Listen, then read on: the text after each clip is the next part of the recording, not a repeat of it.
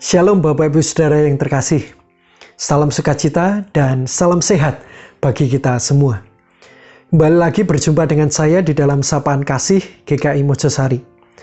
Mari saya undang kita sekalian untuk bersatu hati. Kita mengawali perenungan kita dengan sebuah pujian yang telah saya siapkan. Dan kemudian kita akan berdoa bersama-sama.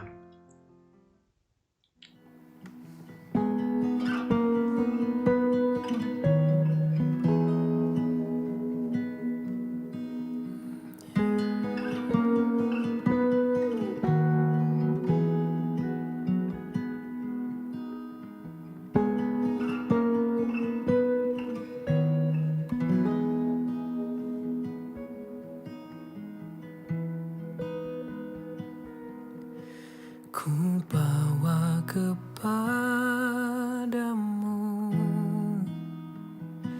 oh Tuhan, persembahanku ini. Ku ingin Engkau menerima korban syukurku melalui pujian.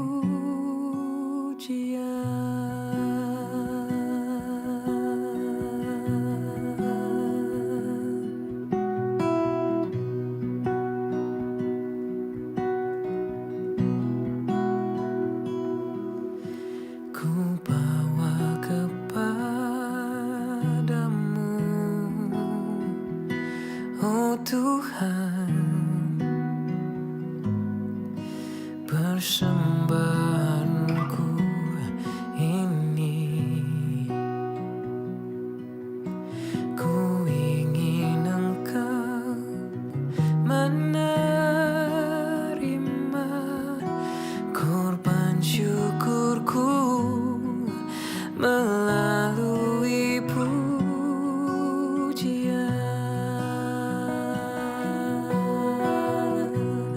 Takkan pernah ku bawa selain yang terbaik, yang harum dan sejati di hadapan tatamu. Oh Yesusku, terimalah korban syukurku ini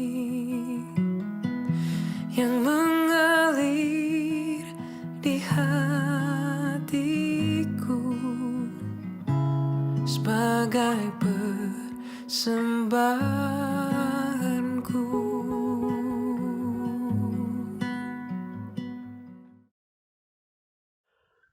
Bapa Surgawi, di dalam keheningan dan keterbukaan hati kami saat ini, kami rindu untuk mengisinya dengan suara-Mu. Kami percaya bahwa firman-Mu lah yang akan mengubahkan kami. Dan saat ini kami mau untuk memberikan apa yang terbaik yang ada pada diri kami hanya untuk Tuhan. Kuasailah dan terangilah hati, pikiran, dan kehidupan kami. Amin. Perenungan kita kali ini terinspirasi dari bacaan Alkitab menurut 1 Raja-Raja, pasalnya yang ke-17, ayatnya yang ke-8 hingga ayatnya yang ke-16. Bapak Ibu Saudara sekalian dapat membacanya secara mandiri. Saya berikan jeda waktu supaya Bapak Ibu bisa pause atau hentikan sejenak video ini untuk membaca ayat perenungan kita kali ini.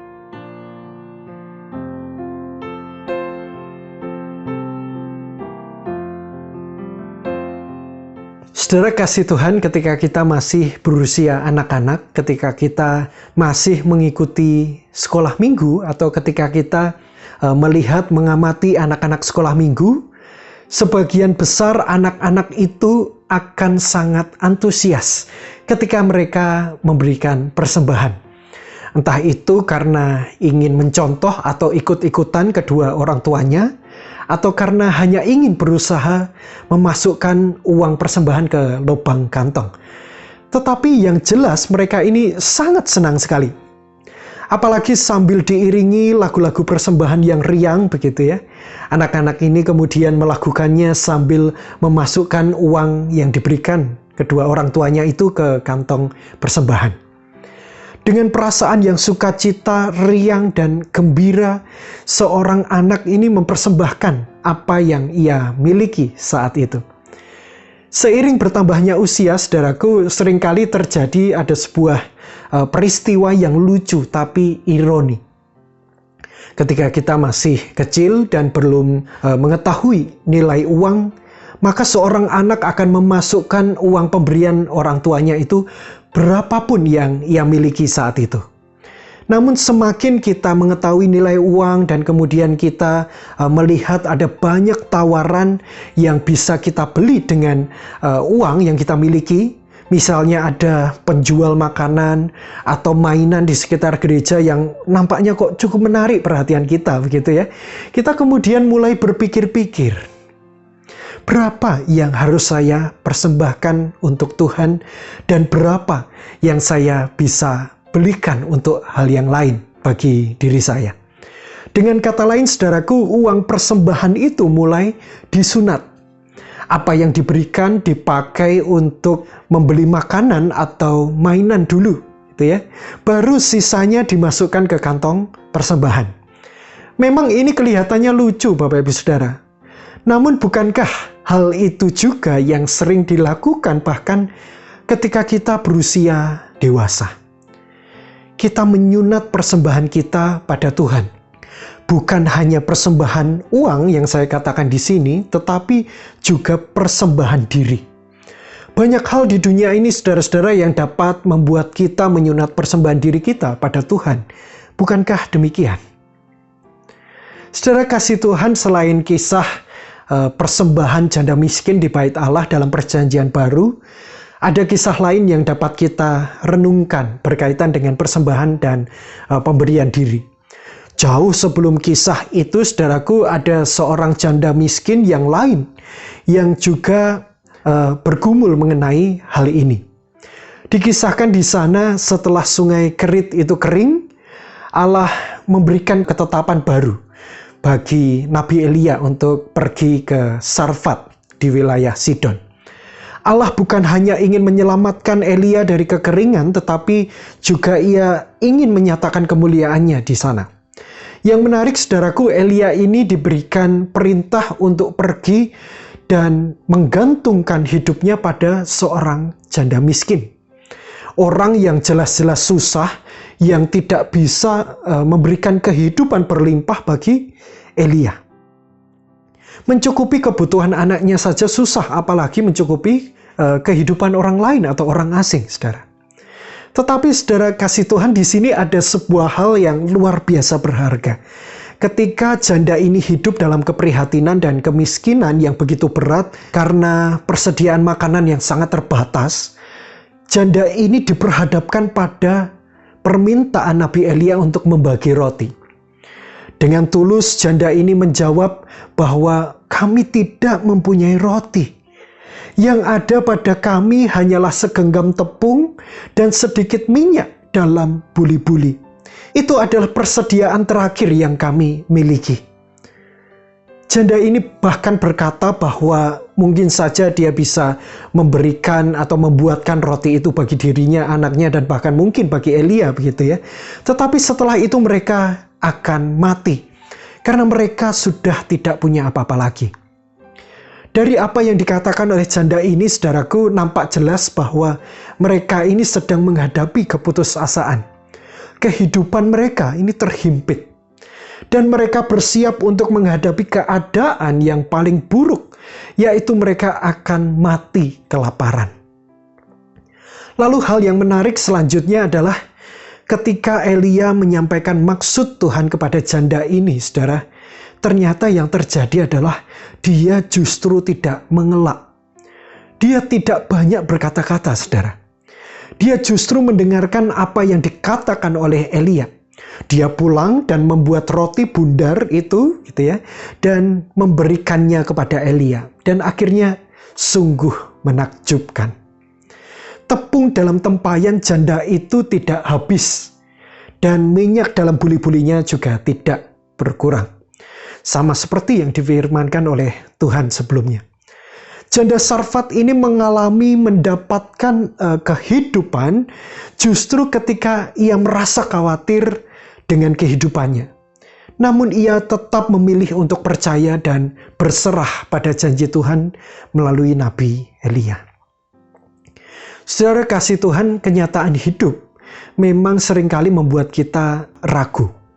Seberapa besar pengorbanan yang harus saya berikan bagi Tuhan? Berapa banyak yang harus saya persembahkan bagi Tuhan? Berapa lama saya harus mengusahakan kebaikan demi kebaikan ini? Padahal saya sendiri kok susah loh Tuhan. Bahkan mungkin kita pernah mengalami pada satu titik karena pertanyaan-pertanyaan yang tak kunjung terjawab itu tadi. Hal ini justru menghambat kita untuk yakin melakukan sesuatu yang baik bagi orang lain. Kita justru mengingkari panggilan kita hanya karena kita takut kenyamanan dan keselamatan diri kita akan dirampas. Ada banyak orang merasa bahwa dirinya lah yang paling menderita di dalam hidupnya sehingga mereka tidak dapat melakukan apapun untuk Tuhan dan untuk sesamanya. Melalui pujian dan kisah janda miskin, Tuhan menyadarkan kita bahwa di dalam kesusahan apapun, kita harus belajar untuk senantiasa percaya pada kuasa Tuhan dan sedia bertindak melakukan apa yang Tuhan mau. Sebab kita juga percaya bahwa melalui cara itulah pada akhirnya Tuhan juga membuka jalan berkat itu bagi kita dan juga bahkan bagi orang lain. Percaya pada kuasa Allah itu tidak akan pernah menjadikan diri kita egois, melainkan berani untuk mengambil bagian dalam keprihatinan dan kesusahan orang lain. Dan kita menjadi jalan berkat bagi mereka yang membutuhkan.